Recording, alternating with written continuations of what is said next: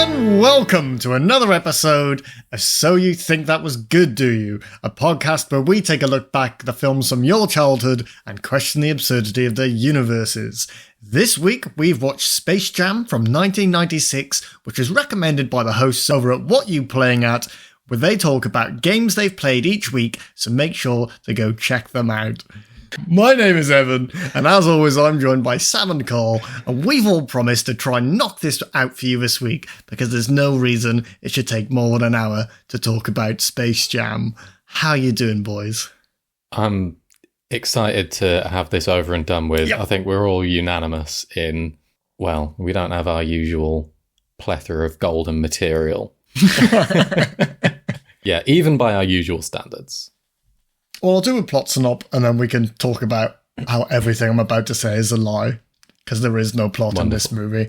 Swackhammer, an evil alien theme park owner, needs a new attraction at Moron Mountain. When his gang, the Nerdlucks, head to Earth to kidnap Bugs Bunny and the Looney Tunes, Bugs challenges them to a basketball game to determine their fate. The aliens agree, but they steal the powers of the NBA basketball players, including Larry Bird and Charles Barkley, so Bugs gets some help from superstar Michael Jordan. Sorry, in this plot synopsis that I copied, it says Larry Bird, and then in brackets, Larry Bird, just in case we were confused over who plays him. It does that for Charles Barkley and Michael Jordan too. I don't know why I didn't remove those. Only notable person I missed there, is Danny DeVito voices Swackhammer, which was a nice addition. This is the first time I've learned they have names. What, the basketball the Nerdlucks. You didn't think the NBA... okay, the little bug things, not the NBA basketball players. They do have names. They do, and none of the ones who have their powers stolen are Larry Bird. The shittest plot synop you've given so far, mate. That's true, yeah. He was playing golf. Yeah. But he was in this movie, yeah. Oh, bloody hell. I guess that's the movie, but... Reading that plot synopsis, it seems like, well, there's not enough there to make a movie, is there? Turns out there is. And this movie had 4 writers, 4, to come up with this. It's a basketball game between real basketball players and cartoon characters. I want to know which one of the writers came up with all of the Moron Mountain shit. Fire them. Produced by Ivan Reitman as well, of Ghostbusters Evolution fame. We got mentioned last week too, for some reason. I can't remember why. Couldn't tell you. Yeah. And Bill Murray's in this movie, isn't he? Like you said. For some reason. Bill Murray is in this film. Yeah. Why? There's plenty of characters in this film serve very little purpose, but they are just there to be there. Bill Murray very much being one of them. Shall we just leap right into the plot then? Please. I mean, yeah, so the film starts on Michael Jordan, who is very much the hero of this. Yeah, not played by Michael Jordan at this point, though. No, not played by Michael Jordan. That would be a better movie if it was. A 30-year-old Michael Jordan playing 8-year-old Michael Jordan. See, why were you not one of the 4 writers? We get this start with a young Michael Jordan playing basketball in his garden. Not really playing basketball, just shooting hoops in 1973. And we get a little heartfelt scene between him and his dad where he tells him how he's going to play basketball for the NBA and then he's going to quit and he's going to play baseball for some reason. Yeah, I'm jealous of this child who has his life all planned out already at 8 years old. Not only did he plan all that, he did all that. Incredibly specific plan. No plans to be a fireman or a policeman like any other child. He's already picking out his uni, figuring out his UCAS points. Yeah, this kid doesn't want to be an astronaut in a universe where there are space theme parks within viewing distance of Earth, which is mental. But we'll get to that. Yeah, we cut straight into an absurdly long montage of Michael Jordan's career. By the way, I've written in all of my notes, I've written Michael Jordan as MJ, so I'm definitely going to accidentally call him Michael Jackson at some point. Just call me up on that. Another movie I would have preferred to watch. Michael Jackson and the Looney Tunes in a basketball match. But yeah, we get this insanely long montage of his career. Obnoxiously long. I mean, I didn't check how long the credits lasted in this one, but 5 minutes and 50 seconds. Oh, Carl coming in clutch. Well, I figured you boys always do it, and you always tell me, and I always forget. And then I saw how short this movie was, and then 6 minutes of it are credits. An hour and 23 with 6 minutes of credits is fucking insane. That is too much credits. I mean, to say there's no one fucking in Considering it. there were so few people working on it as well. It's just all writers. The only redeeming feature of this intro is the fantastic song, which... Was this a pre-existing song? Was it written for this? I don't know. I've done no work on the trivia side of this, but absolute jam. Was this the R. Kelly one? Intended. Is this the R. Kelly song? No, I don't think so. Oh, I didn't listen then. Yeah, I think this song that you're talking about now was written for the movie. Yeah. Oh, well. I can't remember what it's called. Let's not do any more research and move swiftly on. Yes. So after this, we're going to zoom straight out to the aforementioned space-based theme park, which is very close to Earth, definitely within viewing distance. This part also confirms to us that the world wasn't ready for a fully CGI scene, because this CGI was fucking dire. Yeah. Well, no wonder the kid thought it was shit. That's presumably the only reason. We see a alien kid on a roller coaster that gets thrown off and crashes into the ground, and the kid's like, this place is boring. Well, first he's like, woo! And then he crashes and he's like, this fucking sucks, bro. And then a reasonable reaction to finding out that your theme park is considered boring by the patrons is, we need more fucking slaves around here. That's what we're missing. Yeah, so we get introduced to Danny DeVito playing some character, God knows what he was called. Swackhammer. But him... what was it? Swackhammer. Whackhammer. Swackhammer. Thwackhammer. Swackhammer. Oh, God. Fuck. Danny DeVito. Danny DeVito. He tells his little bug slaves to go and get the Looney Tunes, because the park needs to be more crazy, it needs to be more fun, it needs to be more loony. Yeah, his solution to make his park more interesting for kids is to get cartoon characters who are all older than 40 years. Yeah. Super exciting stuff. Really out of date. Woo! We all know he should have gone for Jackie Chan Adventures if he was going to steal the characters off a hell yeah. cartoon from the 90s. Also, if you're worried about your theme park not making enough money, don't call it Moron Mountain. Yeah, it's not marketing genius, is it? Also change your name, Swackhammer. Yeah, no one can figure out what it is.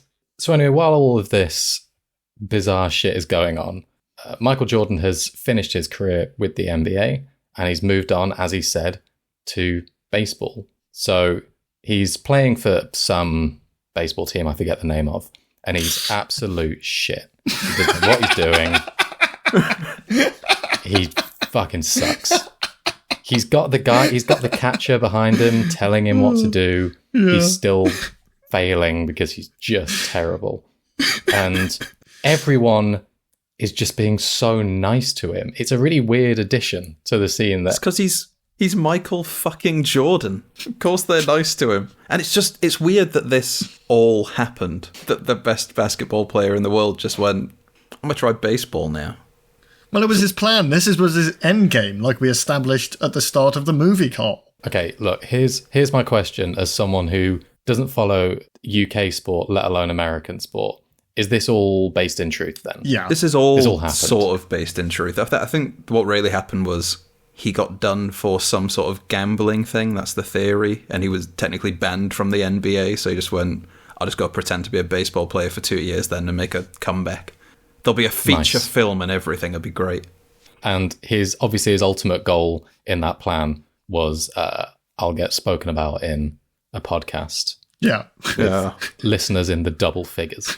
Everyone's so supportive of him though. His whole team are wonderful, and the manager of the baseball team enlists. It's like you're giving a hotel review.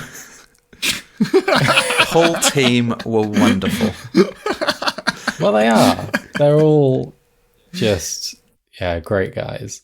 And the manager enlists Wayne Knight's Stan Podolak. I don't know.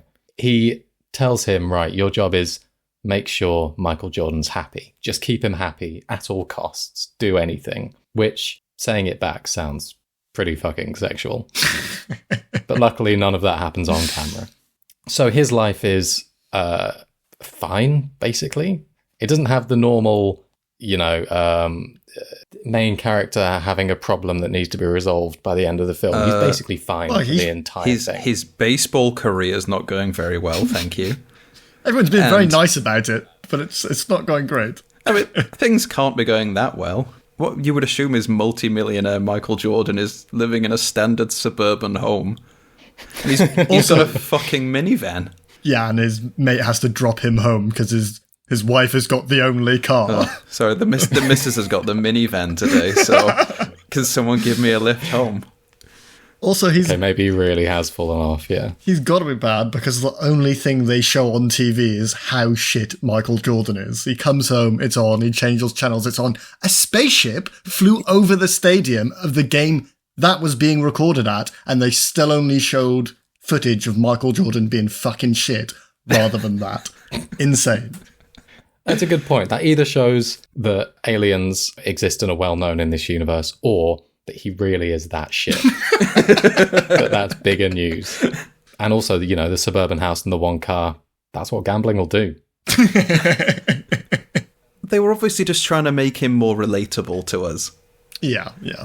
You can't... I mean, of course. In The Last Dance, we see him, he's got the obvious mansion that Michael Jordan would own. But I guess they were just thinking, no, if people don't think that world-famous basketball player Michael Jordan is relatable, no one's going to come see this film. The children want to be able to relate to Michael Jordan. Meanwhile, all of this is happening. The bugs, as I refer to them as, is the... I've already forgotten their name. What was his name? And I'm not going to scroll back up. Oh, God.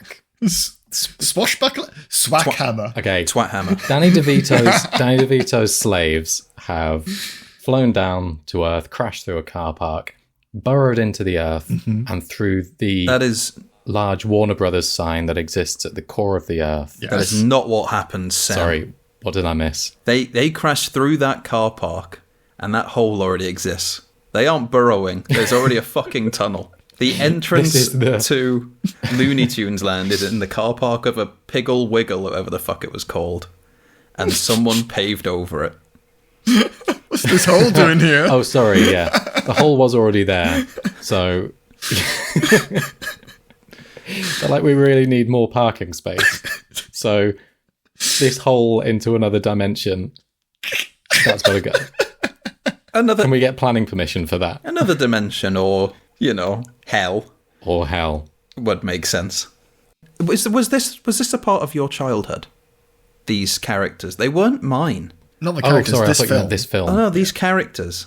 To a much lesser extent, but they were vaguely there. Yeah, I think because of this film, though, I don't know why they were brought back for us. Jumping ahead, I did kind of... Thank God. I spent a lot of this movie just being like, what is this for? It's very short, nothing happens. And then the last 5 minutes, whilst all the cool shit's happening, they're solely focused on Michael Jordan's feet. I was like, oh, it's a very long Air Jordans advert. Mm-hmm. That's what the whole fucking Air Jordans thing get was. A lot of shout-outs. Yeah. Got to make that gambling money back. They mention it a lot of times. They mention Warner Brothers a lot of times. This movie came after a string of commercials that included Bugs Bunny and Michael Jordan. That's what they were based on. I did not know that. It's just a long advert, and it took me far too long to realise that that's what we were watching. It's an incredibly successful advert. I felt a bit robbed, from my childhood watching this again. This is what you did to us, Evan. You stole something from my childhood by making us watch it, where I realised that as a kid I loved an advert. You can blame what you playing at. So I bought Amazon Prime to watch this, so I paid one mega corporation money so that I could watch an advert for a different corporation. I bought a pair of Air Jordans after this. So the bugs go into the land of cartoons, into the Looney Tunes land. And this is where my notes get very confusing, because I made the good decision to refer to them as the bugs and to refer to Bugs Bunny as bugs. So the bugs meet bugs. So the bugs land on Bugs, who's busy running from Elmer Fudd. So they crush him. They hit Fudd with a thud, and the bugs go to catch the bugs. The bugs successfully capture bugs. They string them up in like the town hall there. Then they gather up all the cartoons. They see the kids watching the cartoons at home. Michael Jordan's kids see there's no more cartoons. It's just an empty background because they've all been rounded up into the town hall. All cartoons are filmed live. All cartoons are live. Side very note. Truman Show-esque. That just means that... It is a bit. Is this saying that they're acting it out for the kids, or are they just a bunch of fucking nutbags who are constantly trying to murder each other, and this is just being streamed for entertainment? Because Looney Tunes Land being hell would start to add up if they're all trying to murder each other constantly. Yeah, that does start to add up. I think the cartoon characters they're all breaking the fourth wall. Bugs Bunny's always breaking the fourth wall, so they're aware that the cameras are there. They're aware that what they're doing is being filmed. I think they're living out their life in a sort of pseudo-reality, kind of The Only Way is Essex style. Kardashians. The keeping up with the Kardashians style. It's pseudo-reality. This was the first one, except they're all murdering each other. Yeah, it's hell. Okay, it's hell. Some guy from Warner Brothers has got to go down to hell every day to film the Looney Tunes. And every day they pave over the car park where he drives down. There's one really angry attendant. There's two with a bucket of entrances. cement. Chip his way back through. One's in a car park, one's in a very expensive golf course. Either way, he's pissed off. Yeah. Oh.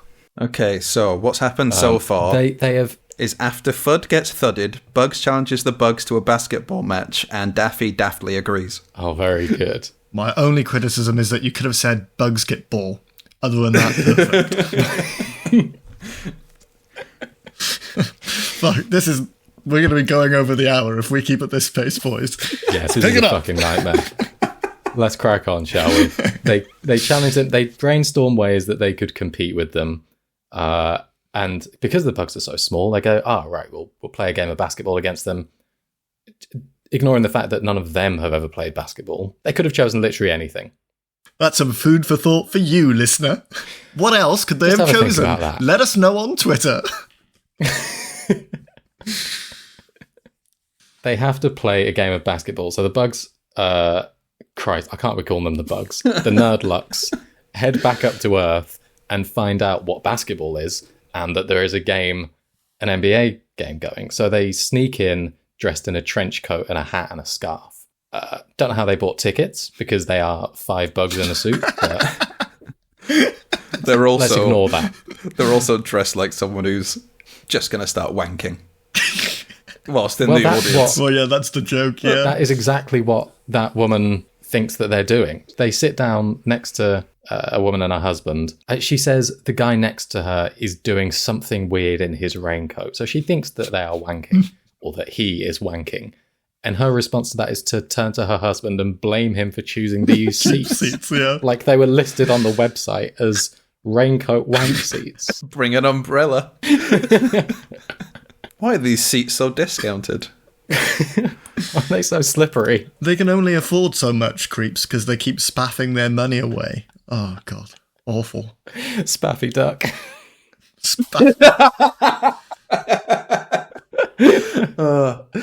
One of the animators on this was called Dave Spafford as well. They obviously had the exact same conversation we're having. So basketball players just start stroking out on the pitch. A pitch? Court? Yeah. Oh, God. So- I don't watch basketball. So the raincoat man is stroking out in the audience whilst the basketball players are stroking out on the court. Excellent. Yes. Great, we'll keep that one in. We're going over the hour, boys. Yeah, we are. The Bugs, their plan here, and I can't help it, I keep calling them Bugs, I'm just sticking with it. I like Their it. plan here is they're going to turn into purple goop, which they can do, by the way, and go and steal the talent of some NBA players. So they do that, they get, like you said, Charles Barkley, and Larry Bird, apparently, and some others. 65-year-old Larry Bird. I didn't catch who any of the others were, but they made a big deal. I of wrote them Charles down Barkley. somewhere, but not here. Did you boys clock what they used to call the injury list in the 90s? The disabled list. The disabled list. I thought it was just some wrong joke in the film because they did look like they were having a stroke or something. But yeah, it was a real thing so teams could have more flexibility with their cap spots if a certain amount of players had been injured. Don't ask me any more about it. That's where I stopped reading. Fair enough. I didn't catch that. I did write down that, after this happens, we see Michael Jordan watching a news piece about this, because it's big news, that 5 players have apparently had a stroke and then forgotten how to play basketball all at once. It was the second main story after Michael Jordan is shit at baseball. It just fucking sucks. He is fucking terrible. The worst of it. Also, 5 basketball players may have had strokes on the pitch. All and one man the in the court and one man in the audience. About to say they're all dribbling, but that's too disgusting. So the Bugs have emptied their balls and filled their ball with basketball talent. And fucking hell, I don't know what I'm cutting and what I'm leaving in at this point. Just cut out the silences. This is all gold, baby. So the Bugs head down into Cartoon Land and they join the other Looney Tunes on the basketball pitch. They whip out their ball, all touch it, and gain the powers that they've just stolen. And really stylized, really cool transformation scene where they turn into the Monstars. And this is the scene where they get dubbed as them. And then they don't play basketball. They put the basketball, they pop it and crush a building and walk away. To be fair, they don't need to. They know they can play basketball now. No, that's fair. They were just kind of showboating at this point. They were just making a point. Yeah. Back on Earth, Bill Murray's back playing. In fact, no, this is Bill Murray's first appearance. Yeah, Bill Murray's here. Bill Murray, Larry Bird, and Michael Jordan are all playing golf together. Yet another sport that he is shit at, I guess. Larry Bird must be pretty shit now. He's had his talent stolen by those aliens, eh? There's one Monstar down there who's fucking sick at golf now. Yeah. But he's really fucking old. They got the wrong. His basketball skills aren't there anymore, but golfing, top notch. So they're playing golf. They're playing golf, and here we see Bugs Bunny's plan to get Michael Jordan onto the team. So they use a magnet, drag his golf ball down the hole, and then when he comes over to look, they yank him down into hell. And Bill Murray, Larry Bird, and Stan all watch this happen and just kind of shrug it off. Go home. Yeah. I mean, this implies that people know Looney Land exists if they just sort of shrug that off and walk away. Well, it does imply that, because when Michael Jordan gets into, let's call it hell, he's so unfazed by everything that happens. Well, they'd done 2 adverts beforehand. Well, that leads us neatly into the third thing Michael Jordan's shit at, and it's acting. I imagine they wrote this in a slightly different way. He couldn't quite hit that curveball, and they just went, can you do surprise, Michael? Can't do surprise. Can you do confusion? Not really. But I can do blank. I can do Michael. On that, though, when Stan finally gets himself down there, and Michael says, "I'm helping my friends in their basketball match," he isn't amazed that cartoon characters exist. He's just amazed that Michael Jordan would want to help them. Yeah. Or he said, but they're cartoon characters. Are we saying that there is a Stuart Little style disconnect between humans and cartoon characters in this world? I'm saying he's probably thinking they had their chance at life. They've been condemned to hell. Why would you help them? I see. Back in the hollow earth. Back into the hollow earth. We've paved over. We're done. We've moved on.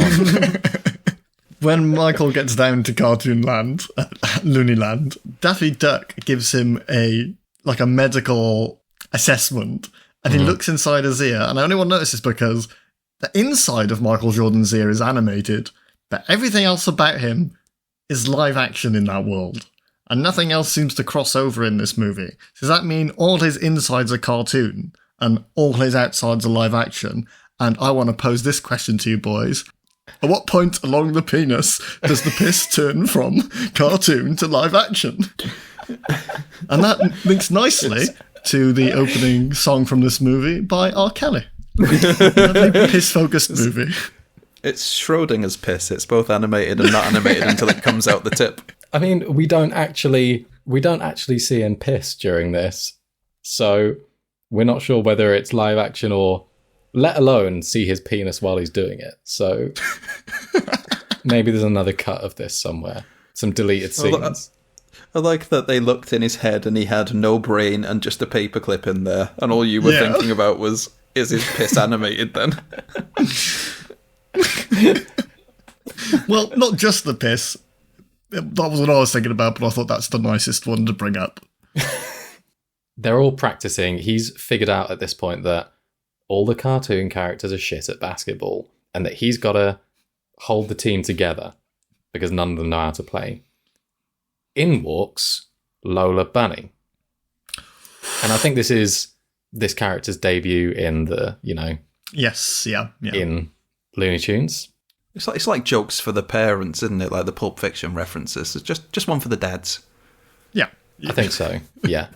It's one for the trench coat rustlers. I thought it was kind of funny that so she kind of brushes off Bugs Bunny's, obsession and advances, and she's kind of there as the strong, independent female character.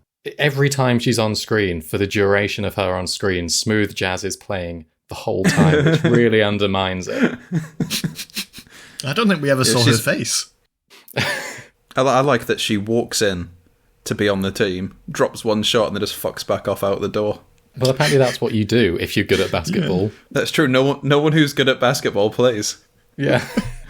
Surprised she didn't just smash that basketball, knock over a building. Is this where the Monstars walk in and call Michael Jordan a chicken?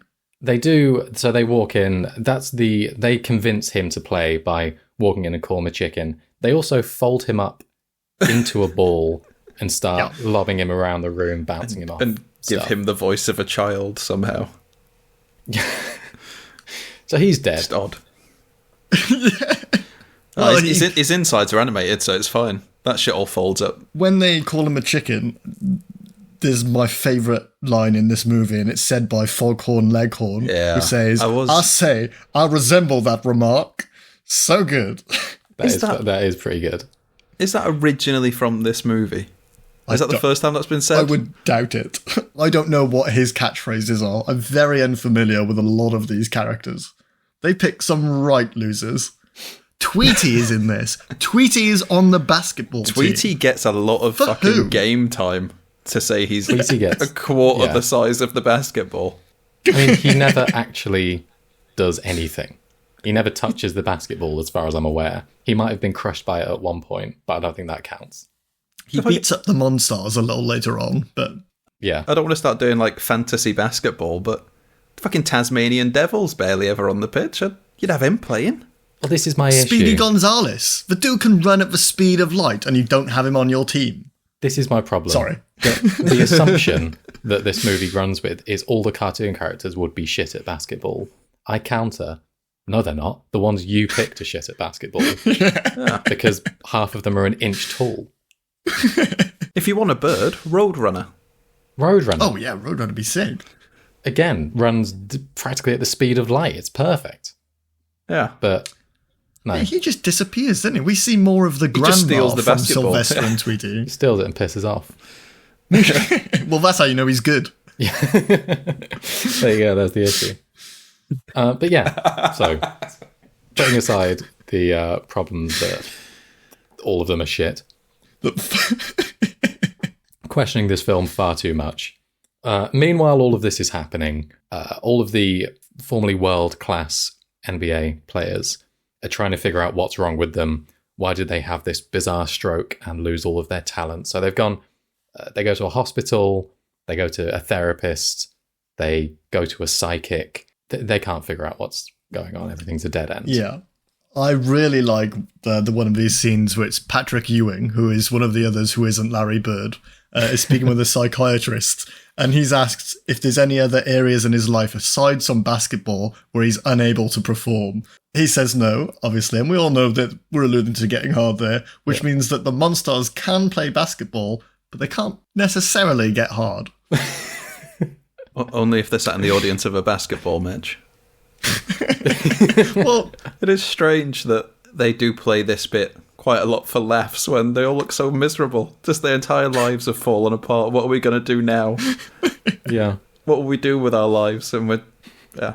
I did love the psychic reading they get, though. Yeah, that was good. When the psychic gets every aspect of it right. Aliens stole your powers so that they can play the Looney Tunes and Michael Jordan in a basketball match. Fantastic.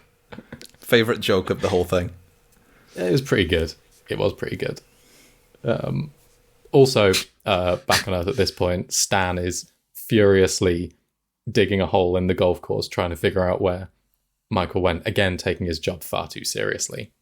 Yeah, he's not come home because he's in Looney Land, and his family don't give a shit. They really don't give a shit, do they? No. I'm not sure how long he's in the land of cartoons, but no one's looking for him. They're all relieved that he's gone. Like, finally there's something else on the news. This just in. Michael Jordan is shit at getting home. There's something about a home run, but I can't quite make it. That's good enough. Alluding to the joke you could have made is as funny as telling the joke. You do the work. Tweet in. The next bit of contention in the cartoon land is that Michael can't possibly play basketball until he's got his sneakers and his shorts. Yeah, I guess they're lucky, or it's just a chance to get Nike another shout out. This is a thing that has stuck in my brain and confused me even this time, was why do his smart shoes stick to the floor? What was going on there? Weird, wasn't it? They were like nailed to the floor. I wasn't quite sure what was going on there, where he accidentally tore up the basketball floor. I don't think we're going to get an answer to that one. No.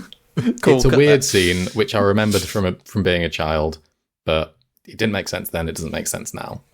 Point is, Bugs and Daffy, that's the bunny, have to head back up to the real world. Daffy's a duck, mate. Oh, there it is. The joke of the episode. Break into Michael Jordan's house and get his house. Shit back. It's not his fucking house. Well, it's the house playing Michael Jordan's house in this movie. The character that plays Michael Jordan's house. It is weird that there's a house playing his mansion, and there is another woman playing his wife, who they've still given the same name as his real wife at the time. That is very weird. His dog was a sausage dog. Got it played by a bulldog. Just weird. While we're on the topic of the dog, did you know it was voiced by Frank Welker, who we've mentioned on the podcast before? Truthfully, what? He's the voice of Fred from Scooby-Doo. No, that dog is voiced by a dog. As we mentioned in the episode Anaconda, he voiced the titular Anaconda in that movie, and he also growled this dog. No way. Yeah. If that's true, that's fantastic. I just accidentally hit the button while I was watching on Amazon Prime. You know, it brings up the names of the celebrities. Everyone that's in the scene. That guy saw that and I was like, I know that name. Has been stealing a fucking living through the 90s. I'm sorry, but he's been doing the noises of things you can easily record the noises for. Actually, I suppose Anaconda's hard to do. There wasn't an anaconda, mate. The noise he was making, pig noise, was screaming like a pig. Fred from the original Scooby-Doo is quite cool to say you did, but I barked the dog from Space Jam and screamed the anaconda from Anaconda. But like, how is he getting this work? How do we get this work? Because you could put me in a booth, and I can do that. I'll do an anaconda. How charismatic do you have to be to walk up to a casting director and say, "Who you got playing the dog?" Like, a dog. It's like, yeah, but who you got voicing it? And get the part. All I kept reading about this movie was they struggled to get any actors to sign on. And this guy just fucking must show up at the studios. First in the door. Well, if he's doing Warner Brothers stuff, maybe it's like in his contract that he has to voice animals in movies. Well, not voice them, but think he sound pissed someone very high up off. And they're like, yeah, you can have a job, but you're screaming the anaconda. You are Charles the dog. How many lines I got? Oh, you got lines. Now bark for me. Well, so the other thing I like about this dog, the other thing I like about this dog is it's presented as quite a scary dog, despite it absolutely not being scary at all. Except in one of the scenes where they're getting the shorts and the shoes back, and they open up a closet door, a closet which contains this dog for some reason. So Daffy turns the doorknob, which is at normal door height. Oh yeah, opens the door, and then the bulldog's head is at the top of the frame. It's taller than, like, this dog is the size of a fucking bear. It's enormous. How did they make it look like Bugs Bunny and Daffy Duck were in a normal house, but they couldn't make it look like a dog was in a house? How did they fuck that up? That's a good point. I believed more that the two cartoon characters were there than that fucking bulldog. Yeah. I don't know how they did that. Crazy. So they return with the sneakers and shorts to the land of the cartoons, and this is the part now where Stan arrives. I think he follows them back. And yeah, he comes in and Michael explains why he's playing the game. Stan asks to be on the team, and then we get one of my favourite lines. He has to be on the team, and Michael's not sure, and he says, "Hey, I might not be very tall, but I'm slow." That's pretty much how I got myself onto this podcast with you two. Oh, man. And here we are. The game starts. We're through all of the bullshit, and we're to the pivotal point. I love Michael Jordan's team talk in this. Let's just make sure we have fun, guys. You're not the one who's going to be a slave if we lose. There's not a massive amount to say about this game. It's about the game. There's some bits and pieces. What I did like about this, and maybe this is a weird link to make, I don't know, but the way that they drew the Monstars and hearing Danny DeVito shouting over it it was really reminiscent of Hercules, the Disney film. For me. Yeah. The way that they portray like these titans and these monsters. It's a weird little throwback to me, which I later found out, thanks to that excellent bit of trivia that you said, was afterwards. So maybe this was inspiration. Who knows? Yeah, that was some of the worst written trivia I've ever seen. Can you read that out for us, please? I can read it out. Please do. I might struggle with one of the words in there. I know the one you're going to... Oh, yeah, I know. How do you pronounce that? Okay. So, Danny DeVito's third. They've just written 3, the number 3, then ND.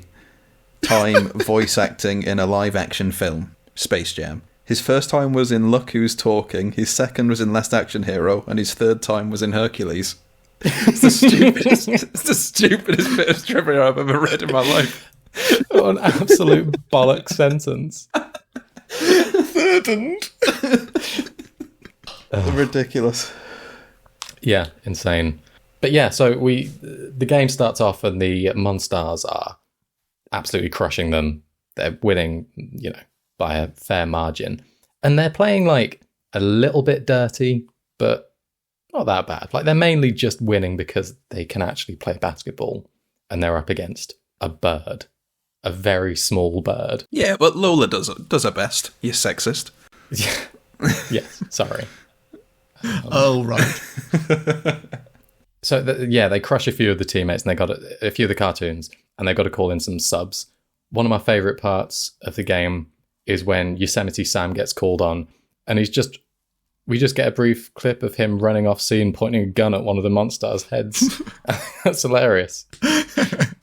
There was some funny stuff in there, but it all kind of blends together when everything's as wacky as the last thing. The issue with this movie is that mainly the Looney Tunes, they don't really contribute much. All they do is say their catchphrases and do the thing they're known for. But that's the problem with trying to make a feature-length movie about characters who are on TV for like 5 minutes and then they're off. I think it was a case of they wanted to bring back some very old cartoon characters. And Michael Jordan wanted to sell a shitload of shoes. And so they just decided to merge the two. We'll make a very long shoe advert and you get to show each individual character for a very short amount of time. and then maybe that'll bring them back. Looney Tunes is just absolutely... It's a sequence of catchphrases. Not that I didn't enjoy it as a child. Fair enough. I think we all did. No. I wish we'd seen more of... Oh, right, but this is subjective of me. Of my favourite Looney Tunes characters. Like, I do like Yosemite Sam. I love Marvin the Martian. And he was done dirty in this as the ref. And he barely does anything. True. His cartoons were some of my favourites. I liked the theory about why he's the ref, though. Oh, enlighten me. You haven't... Oh, I thought this was pretty common knowledge, that because he's a Looney Tune but also an alien, he's therefore neutral. Oh, he's a Martian. Oh, yeah. Clever. I kind of assume they're giving this movie a bit too much credit with that theory, though. But they're all irredeemable sinners who are burning in hell. I mean, you've got to be a fucking terrible Martian to end up in Earth hell. Exactly. So Michael Jordan wins the game by realising that he can use Looney Tunes powers whilst in To realise Looney Tune land. 10 seconds from the end that they have enough budget to animate him once doing something a bit weird. We can elongate one arm. There's a few ups and downs during the game. But yes, like you said, the game ends when Michael Jordan figures out that he is also a cartoon. Enough of his insides have turned into cartoon. Enough piss has turned cartoon that he can stretch his arm out like Mr. Fantastic and just drop the ball in. Dunk, yeah. But that didn't cross his mind when earlier on he was turned into a basketball and dunked around the pitch himself. That's standard. That's all he can play basketball, and he is the world's greatest contortionist. He just shit at baseball. That's it. Yeah, I did not realise until this viewing that probably the entire last minute of that basketball match is focused entirely on Michael Jordan's feet. Yes. As we all just go, oh, those shoes are nice, aren't they? Yes, upon reflection, it's all a massive advert. Mm. And the most disappointing thing at the end of it all, the bugs, the Martian bugs, whatever they're called, they give all of the powers back. They put it back into the basketball and they shoot off Danny DeVito into the moon. And then there's this glowing basketball with 5 players' talent in them, which previously multiplied these guys. They made these guys like 8 feet tall.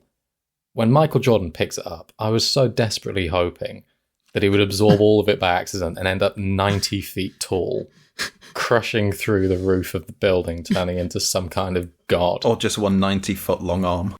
But he would still full of piss. Try to play baseball and he would still suck. He'd be a massive man with a tiny little baseball bat and he'd still miss. Holding a tiny bat at the end of his spaghetti arm. What an image. Why were we not on the writing team? God damn.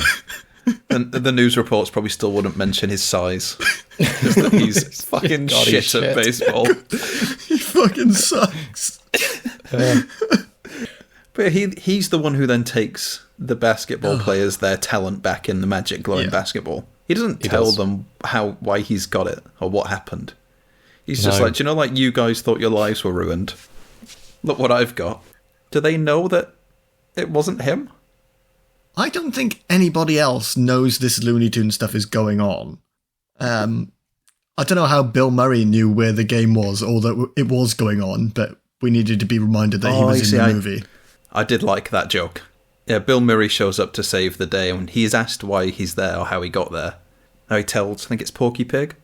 Well, I'm a friend of the producer, so he got someone to pick me up and drop me off. The producer being Ivan Reitman from Ghostbusters. Anyway, buy some Air Jordans, I suppose. Just buy Air Jordans. That's the moral of the story. And get your sexual awakening from a cartoon rabbit. Oh, thank God you've reminded me. And what a excellent segue. Because she is very sexualized in this movie. And you know what's a massive thing on the internet? Do you not find it weird that we, as 90s kids, were exposed to both Lola Bunny and the Dairy Milk Caramel Bunny? What was going on with people who made movies and TV back in the day? I don't remember the caramel. I remember Jessica Rabbit. Who wasn't a rabbit. Maybe someone who wrote this, one of the many people who wrote this, had heard of Who Framed Roger Rabbit but not seen it. and thought everyone was really into a sexualized rabbit. This is a very literal Jessica Rabbit. We need to put a rabbit in ours. Apparently people were really into the rabbit that's in... I haven't seen it. Who Framed Roger Rabbit? I assume it's a rabbit. It's just called Jessica Rabbit. I'll let Evan say his point, because I think I'm going to just say the same thing, but go on. You know the internet is a depraved place, so I popped internet. open my incognito tab. No, you fucking didn't. And I wanted to know whether or not there were some legitimate sources of Michael Jordan / Lola Bunny collabs, shall we call them? And there were plenty. Weirdly, Evan did this search 2 years ago. I will show you a screenshot of that page that I clicked none of the links, but I want to just read out one of the links for you because it is funny and disgusting as shit. Lola Bunny throat fucks Michael Jordan's big cock after losing Space Jam 2 Electric Boogaloo, free sex video. But when does it turn cartoon? That's what I wanted to know. Oh, God. Oh my God. Why are all these links purple? I feel like this is one of these things where it's like those words shouldn't exist in a sentence together, except it's all of the words. Well, thank you for sharing that with me, boy. And I'll put the screenshot on Twitter so everybody knows I didn't click that link. But yeah, I reckon one of the writers out of the 4 was talking to the others and he was like, I reckon we had a really sexy rabbit in this.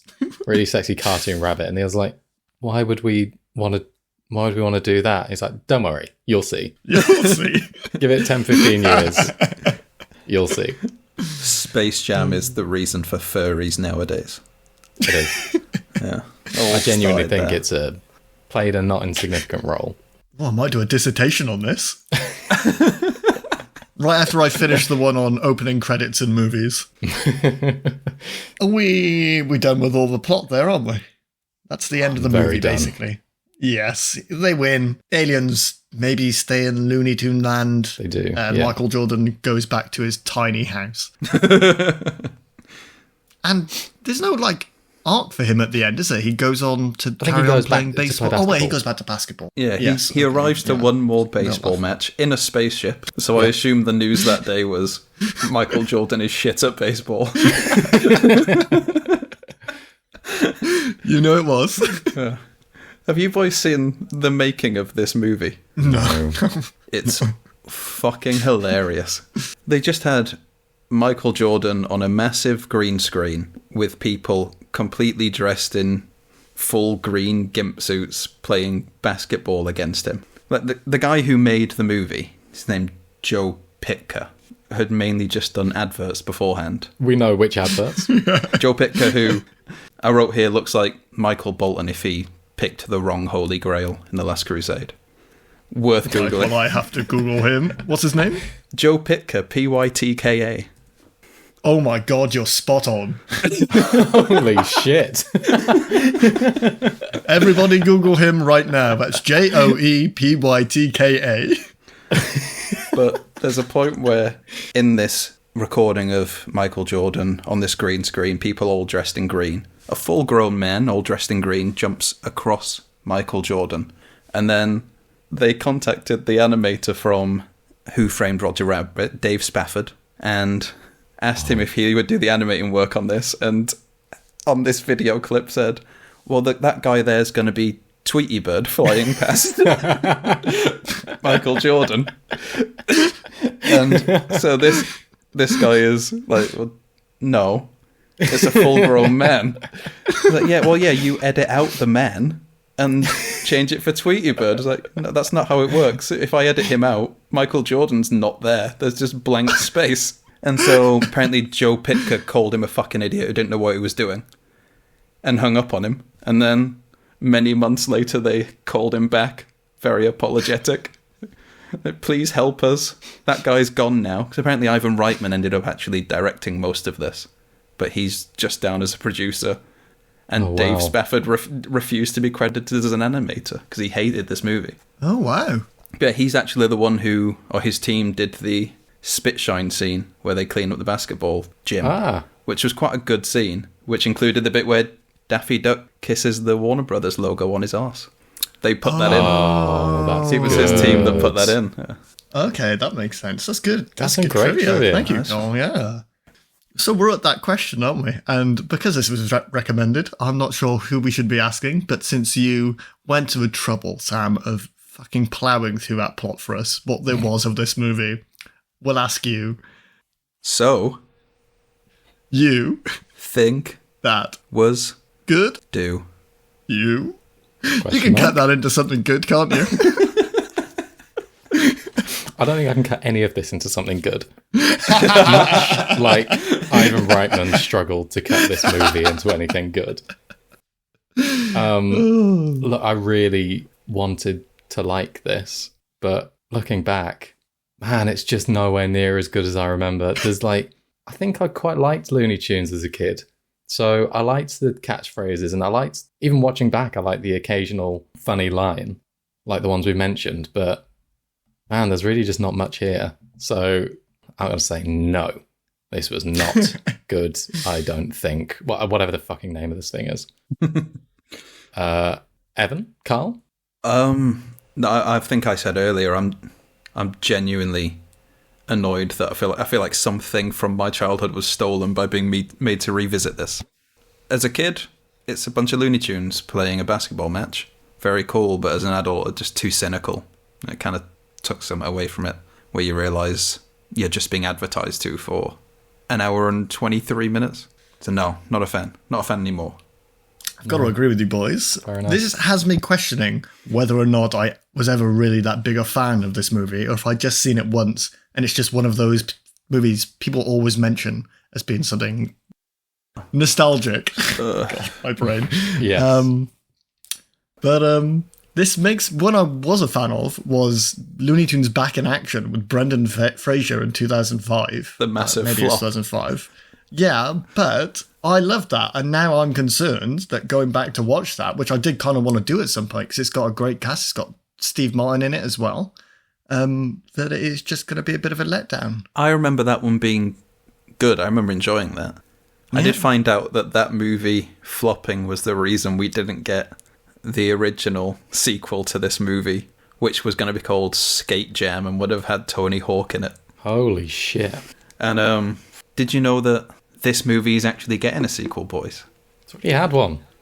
Did you know that this movie's getting another sequel, boys? Yes, and It's getting another one. Yeah, apparently this idea is in the works to do a wrestling jam movie with Dwayne "The Rock" Johnson. oh well, if you want to make money, you put The Rock in it. Yeah, What? but Have you seen Black Adam or all other movies he's done recently? I think they make money people though. keep going to see him. They keep getting made. Yeah, I don't think Black Adam did. I think it lost quite a bit. But Well, that was a fucking misstep, wasn't it? And no, I have not seen it. yeah, fair. No one has. One last bit of trivia just to annoy Evan. Do you know, Okay. as far as I could tell, who says they were considered for the role of the publicist? It's got to be. It's got to be the man it's got himself. to be Matthew Broderick, hasn't it? It is Matthew Broderick. See, I can see that because he's the kind of snivelly cunt who would play that character and do it quite well. I've been told in the past to cut down the use of that word on this podcast, but I reserve the right to use it for him. Anyway, that's the podcast, isn't it, boys? Thank you so much for joining me, and thank you all for listening. Don't forget to leave us a 5-star review and follow us over at So You Think Pod on Twitter. Keep an eye on that because we'll be releasing the next episode that we'll be reviewing this week. Until then, don't forget, Michael Jordan was shit at baseball. Goodbye. I said Michael Jackson.